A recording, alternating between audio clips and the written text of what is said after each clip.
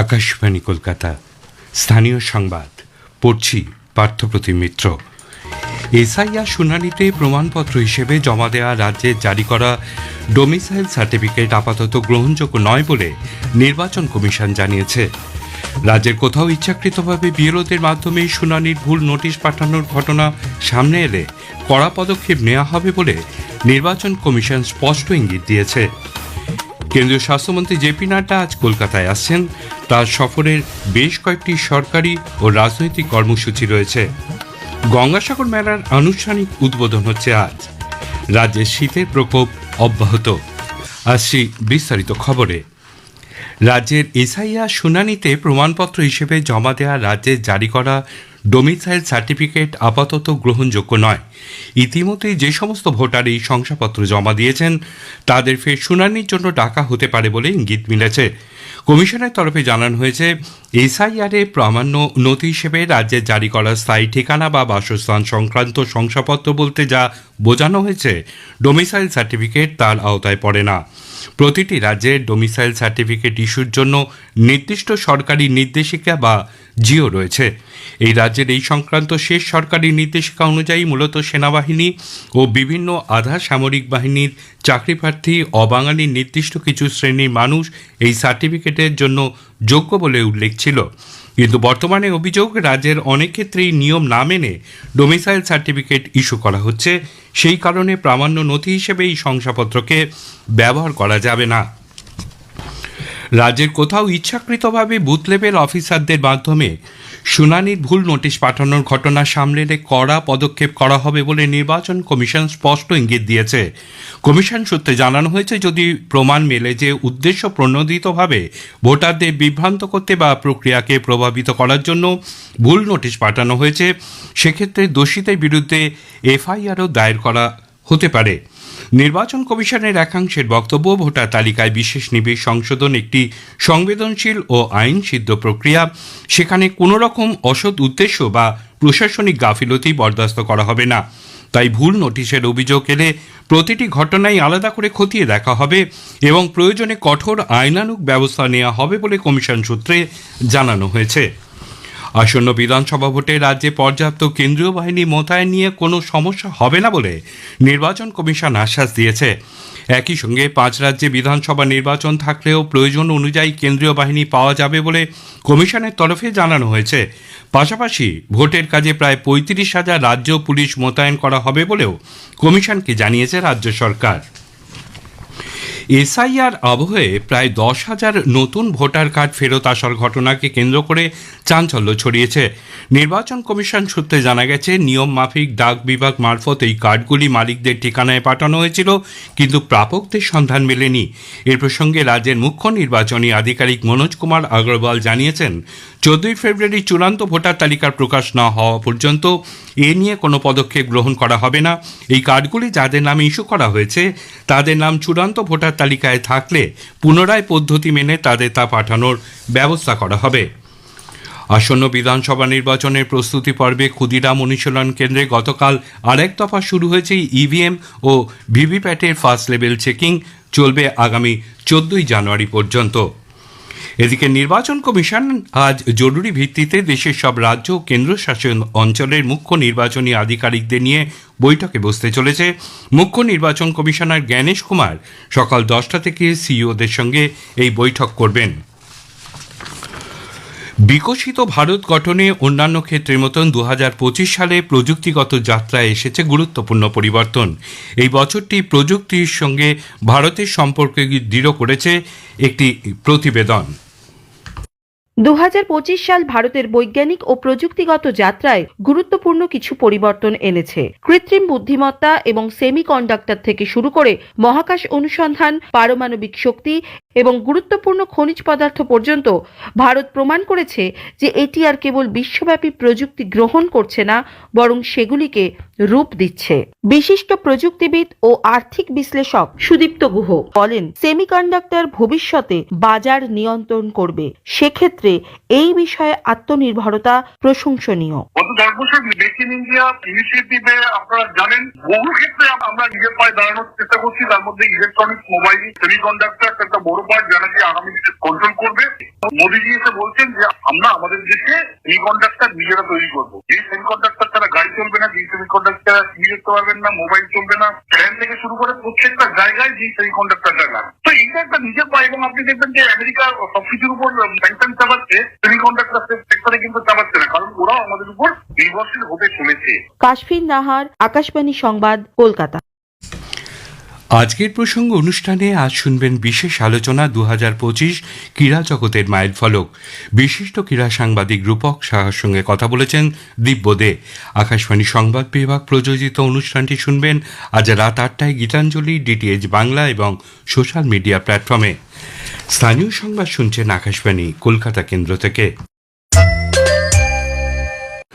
কেন্দ্রীয় স্বাস্থ্যমন্ত্রী জেপি নাড্ডা আজ দুদিনের সফরে রাজ্যে আসছেন। এই সফরে তিনি বিজেপির পশ্চিমবঙ্গের কোর কমিটির সদস্যদের সঙ্গে বৈঠক করার পাশাপাশি জেলা পর্যায়ের নেতাদের সঙ্গেও মত বিনিময় করবেন। শ্রী নাড্ডা বিজেপির ডক্টর সেলের সদস্যদের সঙ্গেও মিলিত হবেন। আগামীকাল তিনি নদিয়ার কল্যাণী এইমসে অত্যাধুনিক চিকিৎসা পরিষেবার একাধিক ইউনিটের উদ্বোধন করবেন। এইমসের কার্যনির্বাহী আধিকারিক অরবিন্দ সিনহা সাংবাদিক সম্মেলনে জানান, honourable health minister JP Nadda ji AIIMS Kalyani में आएंगे। पीएम दिव्याशा केंद्र है, यहाँ पे हम चाहेंगे कि 4-5 मरीजों को, जो दिव्यांग मरीज होते हैं, उनको जो एड्स होते हैं जैसे व्हील चेयर और वो वॉकिंग स्टिक्स, 3 पहियों वाली साइकिलें 4-5 मरीजों को प्रोवाइड करें, ताकि पब्लिक में अवेयरनेस ज्यादा बढ़े। उसके बाद सबसे पहले हम इनॉग्रेशन जो कराना चाहते हैं वो रेडियोथेरेपी यूनिट है। हमारे पास 2 लीनियर एक्सेलरेटर मशीन्स है, ब्रेकी थेरेपी यूनिट है, सीटी सिमुलेशन की मशीन है। तो रेडियोथेरेपी का हमारा इंतजाम बहुत अच्छा है। हम चाहते हैं कि अब पूरा रेडी हो गया है, तो वो उसका इनॉग्रेशन भी मंत्री साहब के हाथों से हो। এ রাজ্যে প্রশাসন সম্পূর্ণ ব্যর্থ বলে বিজেপির রাজ্য সভাপতি শ্রমিক ভট্টাচার্য মন্তব্য করেছেন। উত্তর 24 পরগনার হাবড়ায় গতকাল পরিবর্তন সংকল্প সভা শেষে সাংবাদিকদের প্রশ্নের উত্তরে শ্রমিকবাবু বলেন, শাসক দলের নেতা এবং সাধারণ মানুষদের জন্য আলাদা আইন রয়েছে রাজ্যে বঞ্চিত চাকরি প্রার্থী সরকারি কর্মীদের দাবির প্রতি মুখ্যমন্ত্রীর কোনো সহমর্মিতা নেই। তিনি বাংলাদেশি অনুপ্রবেশকারী মৃত ভুয়ো ভোটারদের নাম ভোটার তালিকায় রাখার জন্য উদ্গ্রীব। কলকাতার আউটরাম ঘাটে আজ বিকেলে সাগর মেলার আনুষ্ঠানিক উদ্বোধন করবেন মুখ্যমন্ত্রী মমতা ব্যানার্জি। সুষ্ঠুভাবে মেলা সম্পাদন করতে প্রস্তুত জেলা প্রশাসন। মুড়িগঙ্গা চ্যানেলে পারাপারের সময় ঘন কুয়াশার দৃশ্যমানতা ঠিক রাখতে প্রতিটি মিনারে বিশেষ ফগ লাইটের ব্যবস্থা করা হয়েছে। এ মাসের 9 থেকে 17 তারিখ পর্যন্ত মেলার সঙ্গে সংশ্লিষ্ট সকলের এবং আগত পুণ্যার্থীদের জন্য রাজ্য সরকার 5 লক্ষ টাকার বিমার ব্যবস্থা করেছে। একটি প্রতিবেদন। আজ থেকে আনুষ্ঠানিকভাবে শুরু হয়ে গেল গঙ্গাসাগর মেলা। মেলা শুরুর সঙ্গে সঙ্গেই তীর্থযাত্রীদের জন্য চালু হয়ে গেল প্রশাসনিক ও পরিকাঠামোগত সব ধরনের পরিষেবা। আজ বিকেলে কলকাতার আউটরাম ঘাট থেকে গঙ্গাসাগর মেলার আনুষ্ঠানিক উদ্বোধন করবেন মুখ্যমন্ত্রী মমতা ব্যানার্জি। রাজ্য সরকারের তরফে জানানো হয়েছে, এবছরেও সুষ্ঠু, সুশৃঙ্খল ও নিরাপদ মেলা পরিচালনার জন্য প্রশাসন প্রস্তুত। এবারে সাগর মেলা স্নাহিসান শুরু হবে মকর সংক্রান্তির ভোর থেকেই। তবে ডিসেম্বরের শুরু থেকে সাগর দ্বীপে পুণ্যার্থীদের ঢল নেমেছে। বহু পুণ্যার্থী আগেভাগেই এসে পুণ্য স্নান সেরে কপিলমুনির আশ্রমে পুজো দিয়ে ফিরে যাচ্ছেন। প্রশাসনের হিসেব অনুযায়ী প্রতিদিনই দেশ বিদেশ থেকে হাজার হাজার পুণ্যার্থী গঙ্গাসাগরে পৌঁছচ্ছেন। মেলা শুরুর সঙ্গে সঙ্গেই আজ থেকেই অতিরিক্ত পুলিশ বাহিনী মোতায়েন করা হয়েছে। সিভিল ডিফেন্স, এনডিআরএফ সহ বিপর্যয় মোকাবিলা বাহিনীর সদস্যরাও দায়িত্বে থাকবেন। ইতিমধ্যে রঙিন আলোকমালায় সেজে উঠেছে মিলন তীর্থ গঙ্গাসাগর। গৌতম মণ্ডল, আকাশবাণী সংবাদ, দক্ষিণ 24 পরগনা। রাজ্যে শীতের প্রকোপ অব্যাহত। কলকাতার সর্বনিম্ন তাপমাত্রা গতকালের থেকে বাড়লেও তা স্বাভাবিকের থেকে কমই রয়েছে। সর্বনিম্ন তাপমাত্রা রেকর্ড করা হয় 11.6 ডিগ্রি সেলসিয়াস, স্বাভাবিকের থেকে 2.3 ডিগ্রি কম। আজ রাজ্যে শীতল আবহাওয়ার পরিস্থিতি থাকার সম্ভাবনা রয়েছে উত্তর ও দক্ষিণ 24 পরগনা, নদিয়া, মুর্শিদাবাদ এবং হুগলি জেলায়। আগামী 7 দিন রাজ্যে শীতল আবহাওয়ার পরিস্থিতি বজায় থাকবে বলে আবহাওয়া দপ্তর পূর্বাঞ্চলীয় প্রধান ডক্টর হাবিবুর রহমান বিশ্বাস জানিয়েছেন। শেষ করার আগে খবরের বিশেষ অংশ আরেকবার। এসআইআর শুনানিতে প্রমাণপত্র হিসেবে জমা দেওয়া রাজ্যের জারি করা ডোমিসাইল সার্টিফিকেট আপাতত গ্রহণযোগ্য নয় বলে নির্বাচন কমিশন জানিয়েছে। রাজ্যের কোথাও ইচ্ছাকৃতভাবে বিএলওদের মাধ্যমে শুনানির ভুল নোটিশ পাঠানোর ঘটনা ঘটলে কড়া পদক্ষেপ নেওয়া হবে বলে নির্বাচন কমিশন স্পষ্ট ইঙ্গিত দিয়েছে। কেন্দ্রীয় স্বাস্থ্যমন্ত্রী জেপি নাড্ডা আজ কলকাতায় আসছেন। গঙ্গাসাগর মেলার আনুষ্ঠানিক উদ্বোধন হচ্ছে আজ। স্থানীয় সংবাদ শেষ হলো। আকাশবাণী খবর পড়ছি অনিন্দ চট্টোপাধ্যায়। এখনকার বিশেষ খবর হলো, কেন্দ্রীয় সরকার ভারতের জনগণনা 2027-এর প্রথম পর্বের বিজ্ঞপ্তি জারি করেছে। বিদেশমন্ত্রী ডক্টর এস জয়শঙ্কর বলেছেন, ফ্রান্স ভারতের অন্যতম পুরনো কৌশলগত অংশীদার। এই দুই দেশের একত্রে কাজ করা গুরুত্বপূর্ণ। কেন্দ্রীয় সরকার উত্তরাখণ্ডের পাউরি জেলার 534 নম্বর জাতীয় মহাসড়কের সম্প্রসারণের জন্য 390 কোটি টাকারও বেশি অনুমোদন করেছে। দিল্লি পুলিশ অবৈধ বাংলাদেশি অভিবাসীদের শনাক্ত করতে বিশেষ অভিযান চালিয়ে 5 জনকে গ্রেফতার করেছে। মার্কিন যুক্তরাষ্ট্রের foreign agency registration act operation Sindhu সংক্রান্ত বেশ কিছু নথি প্রকাশ করেছে। 2026 সালের আইসিসি মহিলাদের টি20 বিশ্বকাপ কোয়ালিফায়ারের সময়সূচি ঘোষণা করা হয়েছে। আসছি বিস্তারিত খবরে। কেন্দ্রীয় সরকার জনগণনার প্রথম পর্বের বিজ্ঞপ্তি প্রকাশ করেছে।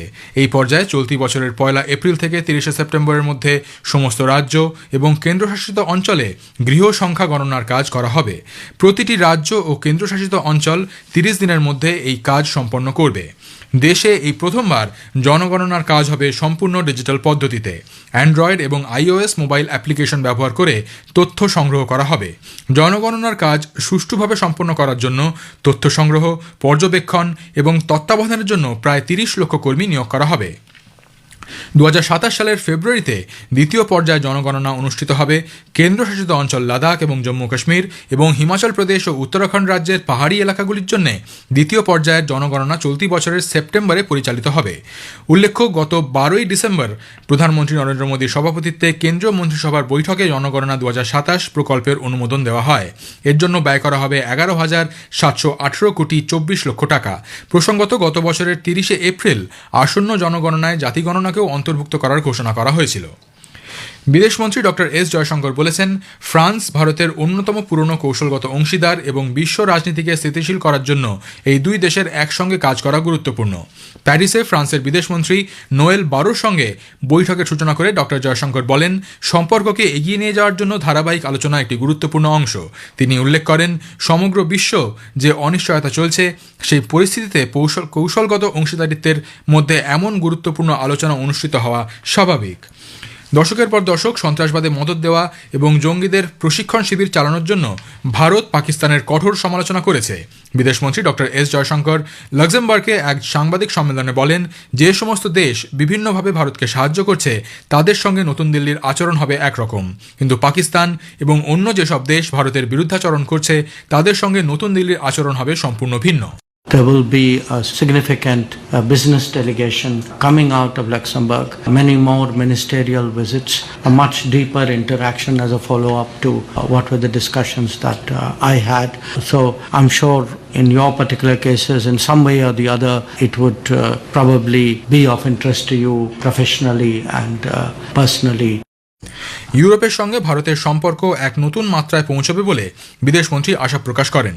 ইউরোপীয় ইউনিয়ন এবং লাক্সেমবার্গের সঙ্গে সম্পর্ক আরও উন্নত করতে ভারত আগ্রহী বলে তিনি জানান।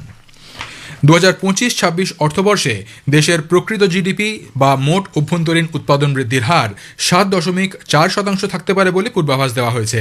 গত অর্থবর্ষে এই হার ছিল 6.5%।